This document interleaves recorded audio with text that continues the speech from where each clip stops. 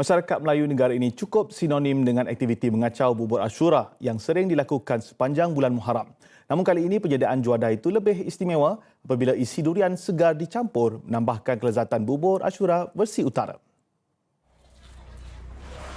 Inovasi itu dibuat penduduk kampung Sungai Cik Rahmat, Pantai Remis, Perak susulan lambakan bekala durian ketika ini.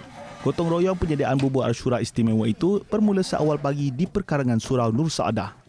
Dalam program ni kita gabungkan macam komuniti-komuniti dalam Sungai Cik Ahmad daripada kumpulan wanita, Sekolah Agama Rakyat Nur Saadah, Surau Nur Saadah dan juga ada individu-individu yang tertentu yang memberi sumbangan untuk menjayakan program hari ini. Masing-masing turun padang menyiapkan kelengkapan dapur serta bahan-bahan bagi menyediakan 5 kawah bubur berkenaan. Kebiasaannya, kacang hijau, kacang merah, kacang kuda, jagung dan keledek dijadikan bahan utama.